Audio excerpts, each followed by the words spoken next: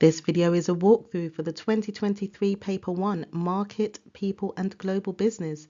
Here we will review the extracts, the exam questions and the mark scheme answers. The link to Paper 2 Activities, Decisions and Strategies paper will be found in the description box. If you would like tips on how to approach the following exam questions, please do check the link in the description box too. Feel free to pause the video as we go along and answer the questions alongside me. Our first question, and it is a 4-mark question. Using the data in extract A, explain one way demand for online food deliveries is affected by income elasticity of demand.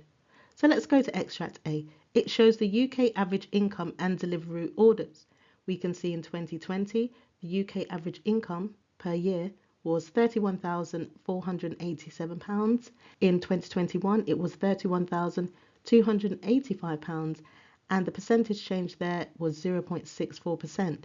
In regards to Deliveroo orders, in 2020, it was £74.5 million, and 2021, it was £148.8 million, and the percentage change there was 99.73%. Now for this 4-mark question, where you're required to explain one way demand for online food deliveries is affected by income elasticity of demand, you could include for your knowledge the formula for income elasticity of demand, which is percentage change in quantity demanded divided by percentage change in income, or you can include the definition of income elasticity of demand. For the 2 references to the extract, you could actually undertake a calculation of income elasticity of demand. That would give you 1 mark. And we'll have a look at the mark scheme to see what else you could do to gain application marks. And finally, you need to ensure that you include analysis, the consequences, what could this lead to. So for knowledge, up to 1 mark. The formula for income elasticity of demand, which is percentage change in quantity demanded divided by percentage change in income, or the definition of income elasticity of demand, which is the measure of the responsiveness of demand to a change in income. Now, when it comes to application up to 2 marks, YD is 99.73. So we can see that by Deliveroo orders, 99.73%, that was the percentage change, and the change in income, the percentage change in income is minus 0.64. So that would give you 1 mark.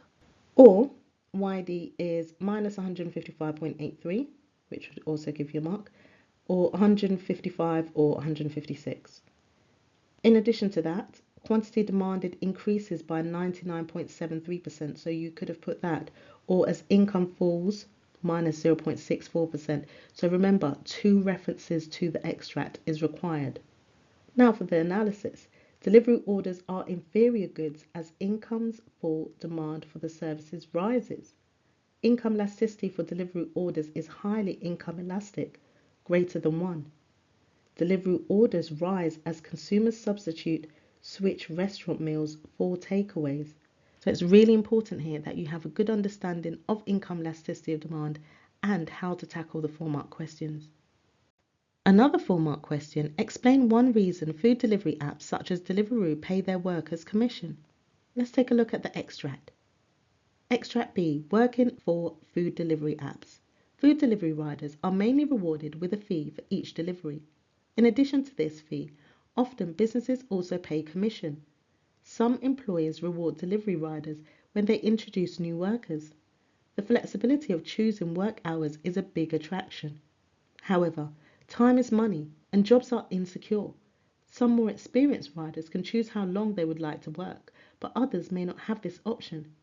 The work is standardized from the customer placing orders on the mobile app to the rider accepting and confirming the order, collecting it and delivering to the customer. Deliveries are monitored online by managers.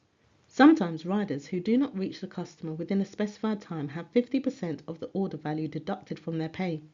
Training and development opportunities are rare. Riders buy their own bikes and equipment and work uniforms.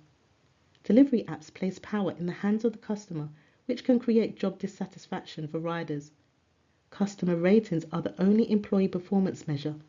However, there are a range of factors outside of the control of the delivery rider that might affect this rating, such as the taste of the food.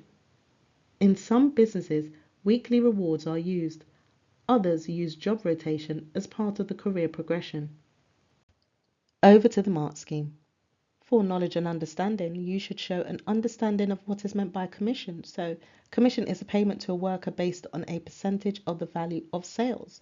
For application, up to 2 marks. You could have written delivery riders deliver food to customers. Customers rate their delivery on the Deliveroo app and or food delivery. So only 2 of those is required. For analysis, showing the consequence. Workers are possibly incentivized to accept more valuable orders if their payment is calculated on the value of the delivery. Workers are incentivized to deliver more orders to earn more commission in total. Deliveroo benefits from customers receiving food more quickly as workers try to earn more commission. And if you found this video useful, please do like it and subscribe. It sends a signal to me to let me know I should produce more videos just like this. On to a 10-mark question where you're required to assess the likely importance of emotional branding to Deliveroo. Extract C, marketing and Deliveroo. The UK takeaway industry has changed over the past few years. Internet-based apps such as Deliveroo and Uber Eats deliver on behalf of both local restaurants and major chains. Emily Craftman, Deliveroo's marketing director, explains, "We spent a lot of time talking to consumers.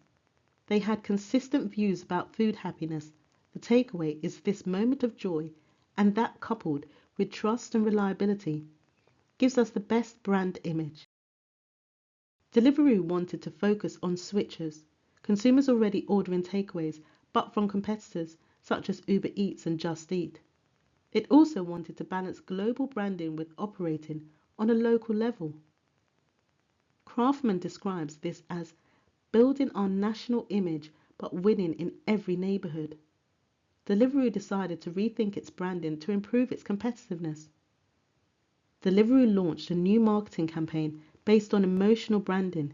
This included TV, billboards, and both traditional and personalized digital radio adverts. Online adverts were also used, including new platforms, Twitch, Waze, and Acast, as part of Deliveroo's use of different and smaller media channels. Data from the YouGov Brand Index Market Research Agency showed that the new marketing increased consumers' brand awareness, with respondents who had heard of Deliveroo doubling from 3.1% to 6.6%.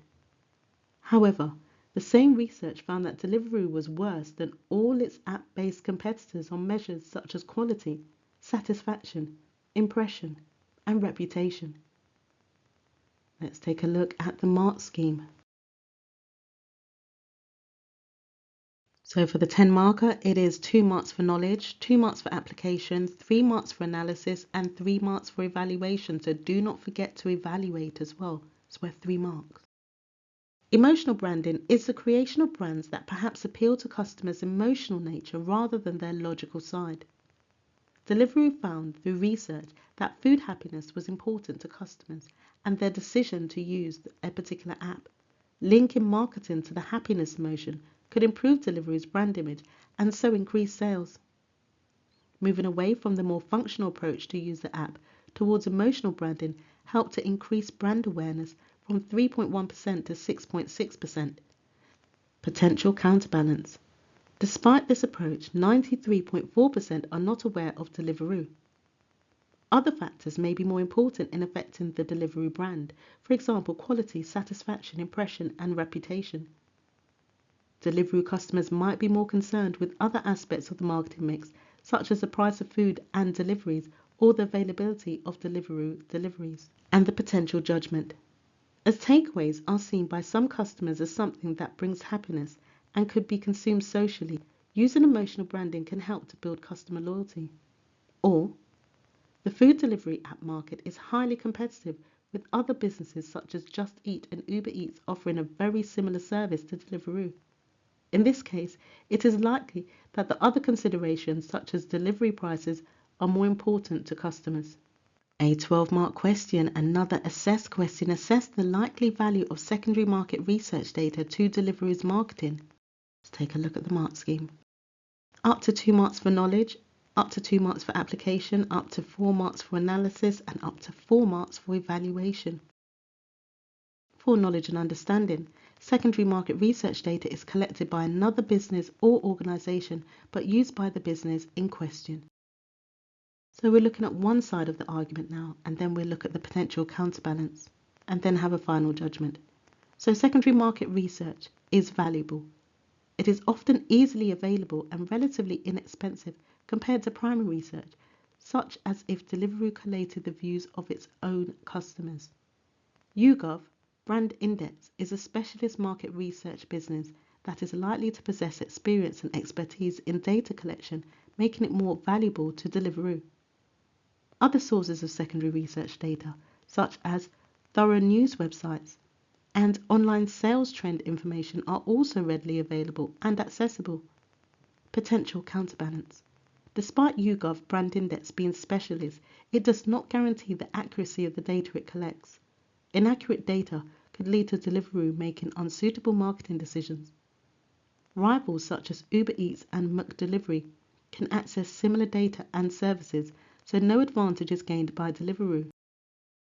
YouGov Brand Index may charge high prices, which adds to Deliveroo's marketing costs. Potential judgment.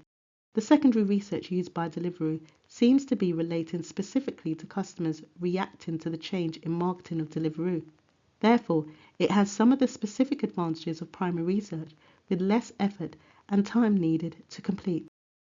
Or, if Deliveroo are spending more money on new marketing campaigns, it might be more valuable to use primary research, such as a focus group, to collect accurate information that can be acted on. On to our first 20-mark question. In order to improve the motivation of delivery riders, Deliveroo could adopt the motivation theories of F.W. Taylor or Frederick Herzberg. Evaluate these two options and recommend which one is more likely to improve the motivation of Deliveroo's delivery riders. When it comes to Frederick Taylor, we know that he's the founding father of scientific management, and he believed that people were motivated by money. He also believed in a piece rate, where workers are paid based on their output, and we can link that actually to Deliveroo. Let's take a look at the mark scheme. Taylor's scientific management suggested a job could be broken down into constituent parts so that the most efficient way of working could be calculated. Food delivery is standardized as it involves a series of tasks from order collection from kitchen to delivery, with delivery needing to be quick to satisfy customer needs.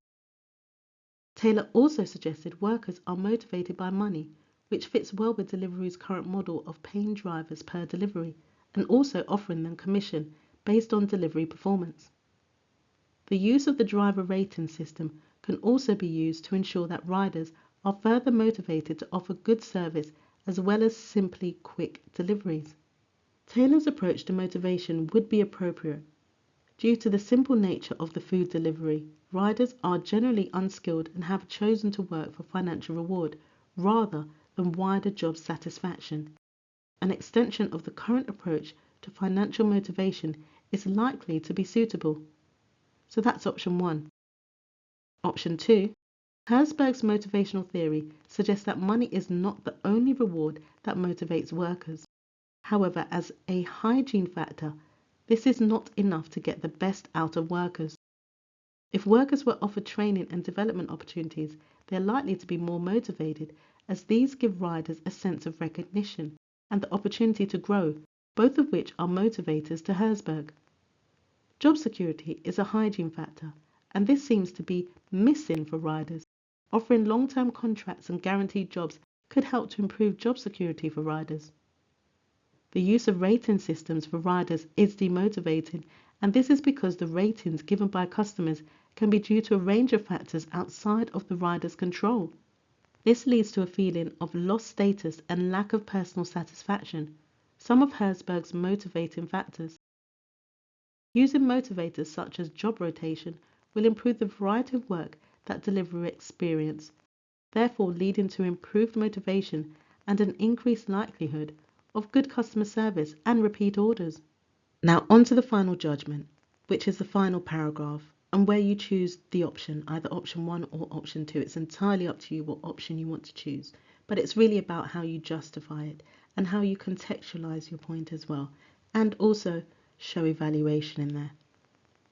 If you would like to see how to write a really good final paragraph, then please do check out that video. Now let's have a look at a potential final judgment. Potential judgment.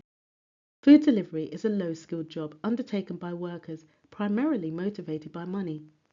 These workers may have other jobs in the gig economy and balance this employment with others, therefore enhancing their pay based on delivery performance and encouraging the most efficient means of delivery via the continued development of IT seems the best approach to take and one that supports Taylor's motivation theories. So that's one of the options that you could have chosen. The other option is Herzberg. There may be dissatisfaction with working conditions in this industry due to decisions being driven by customer needs, and that is leading to demotivation. Keeping the current payments as satisfaction of hygiene factors is important, but by adopting what Herzberg called motivators, such as training, promotion opportunities, and responsibility for company equipment, is likely to improve the motivation and customer service. Now, it's strongly recommended that you use one aspect of MOPS: market objectives, product services, or situation. So let's have a look at how this could be applied to this 20 marker on Deliveroo. Market. Deliveroo operates in a competitive market where time is money and customers want prompt deliveries. Rewarding and motivating riders with financial gains as supported by a Taylor is the best approach. In addition, it could have been added here that it is a very competitive market. Objectives. Deliveroo wants to grow, and market research data suggests that customers are concerned about quality as well as speed. Riders that feel valued and invested in via satisfaction of some of their hygiene factors are more likely to offer this. Product services. The delivery aspect of Deliveroo has little customer engagement, and speed and reliability is the most important aspect of this. Organising and paying staff to achieve optimal speed is the best approach to take. Situation. Research suggests that customers of takeaway food find the moment of joy to be important in the transaction. A driver that feels valued due to the promotion and training opportunities and who is trusted to offer that service is likely to enhance the customer service. On to section B of the paper. For section B, we have new extracts. Using the data in extract D, calculate the difference in price elasticity of demand for PlayStation 2 and the Xbox. State your answer to 2 decimal places. You are advised to show your working. Now for extract D, we can see estimated effects of price changes on quantity demanded for games consoles in 2004. PlayStation 2 change in price 0.59%, and the change in quantity demanded was minus 2.10%. For the Xbox, change in price 1.47%, and the change in quantity demanded was minus 4.47%. So you can pause the video if you'd like and give this question a go. Let's take a look at the mark scheme. For knowledge, you could write the formula: percentage change in quantity demanded divided by percentage change in price. Application up to 3 marks here. PlayStation 2 minus 2.10 divided by 0.59 equals minus 3.56. That's for PlayStation 2. For Xbox, minus 4.47 divided by 1.47 equals minus 3.04. So the difference here, minus 3.56 minus 3.04 equals minus 0.52. Now, if the only answer given is 0.52 or minus 0.52, award 4 marks for the difference there. So that is what the examiners were looking for.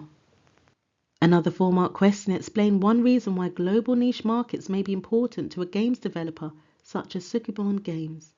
Extract E: globalization in the games market.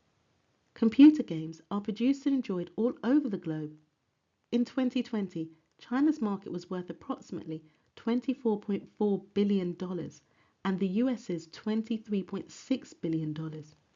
Japan, South Korea, Germany, and the UK were the next largest markets.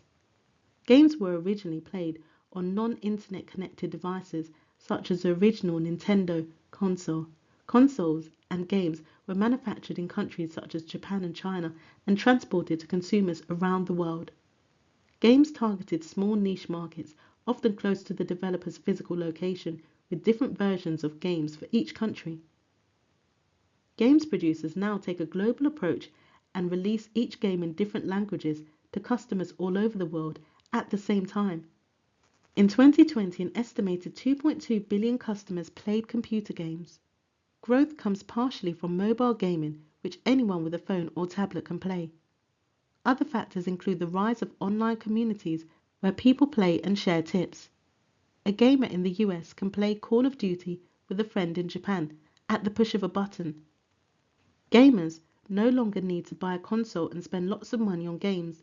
The rise of digital distribution via the internet has made the purchases more accessible. Cloud storage has been another factor, as the servers located around the world do most of the computing work. Gamers no longer need expensive equipment to play. Global niche markets have grown with digital distribution. For example, Sukibon Games develop visual novels where players make decisions about characters and solve puzzles. You can pause the video if you like and attempt the question. For knowledge and understanding, you could have written, global market niches are smaller, specialized parts of a global market. Customers' specific needs in more than one country are not met by the global mass market. For application, up to 2 marks. Fans of visual novels around the world. Visual novels can be distributed digitally. Players make decisions and solve puzzles.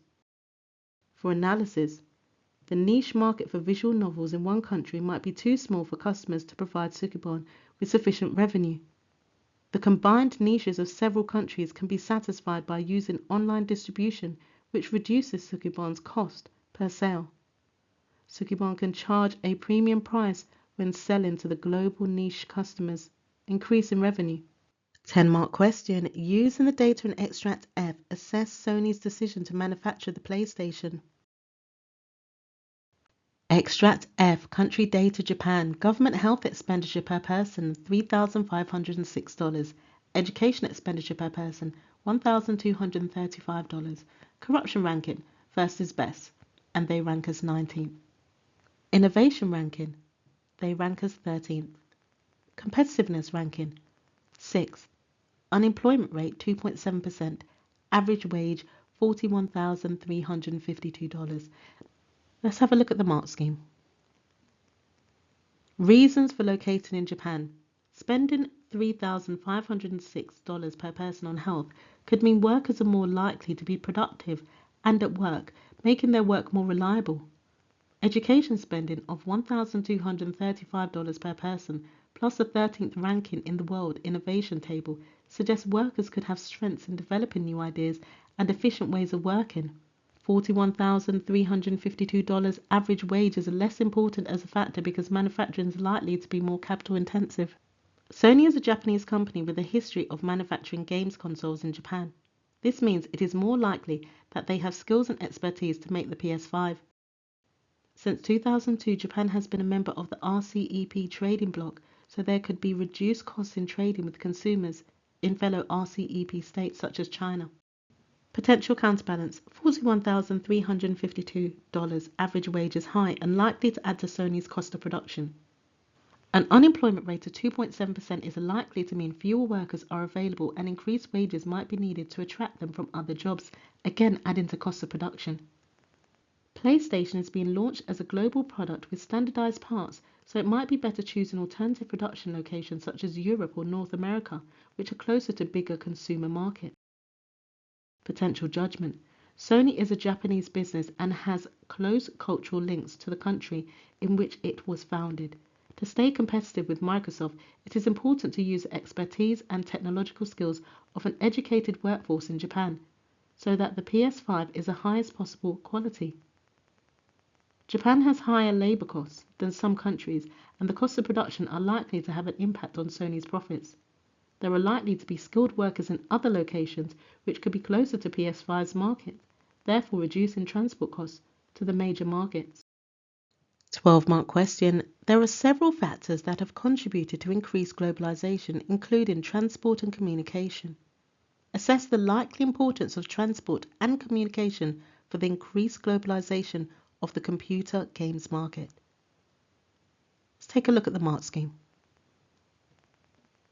Globalization is a process by which economies and cultures have been drawn deeper together and have become more interconnected through networks of trade and the rapid spread of technology.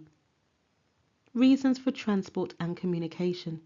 Technology and the internet, such as the use of mobile devices, has reduced the costs of businesses distributing games around the world. Economic growth in different countries such as China has increased market size and led to the games companies releasing games in a number of languages at the same time. This has helped technology and communication links. Communication networks such as the international growth of broadband connections means players in the US and Japan can play and discuss the same game, increasing the opportunities to sell around the world. Containerization has led to improved transportation of products such as games consoles.